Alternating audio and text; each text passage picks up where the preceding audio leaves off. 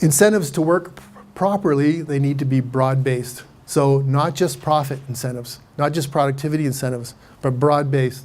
Base them at least on 3 elements: service, engagement, and profitability, or productivity in this case. Link the success of what they're working on to the whole picture, not just to your pocketbook or the bottom line.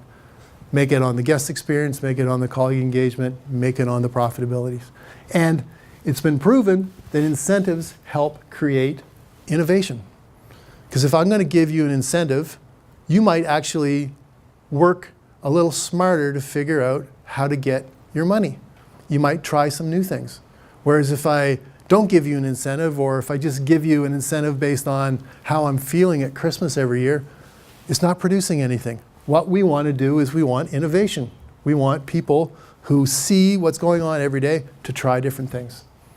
And what that means for you is you need to be asking for and be open to suggestions. And some of those suggestions actually might be that you need to spend some money, or you need to share more information. You need to be open to that. Okay, here's an example of an incentive I just created a couple months ago for a client. And in this incentive, it kind of works a few different ways. So we see across the top, we have the constituents, which is guest service, the staff score, and in this case, profit, which equates to productivity. And in this incentive, it's broken down so that it's weighted by 30% for guest, 30% for colleague, and 40% for the productivity. And what we see is that we set 3 different levels of performance.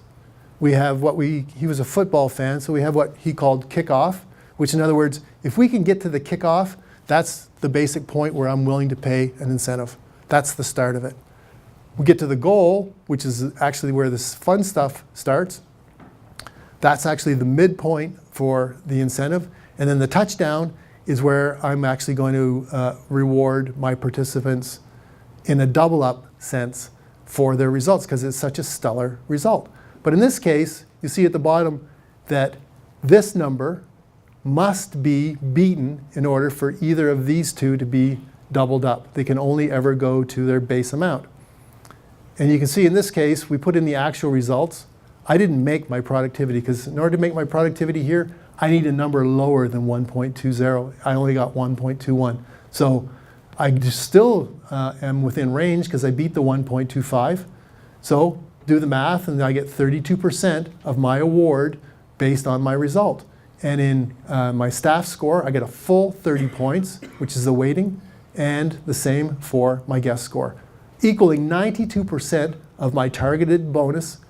And my bonus is based on 10% of my wages. So my salary is 60 grand, do the math, I get $5,520. So that's an incentive that really encourages your managers to look after their guests, look after their colleagues, and focus on their productivity. It's what we call balanced scorecard. And in the second example, this individual actually beat the productivity. And you can see how this number now performs very different, because I'm up into the double up zone, and my award percentage for staff and guests goes up. In this case, totaling 120% of my projected award times 10% times my 60 grand equals $7,200.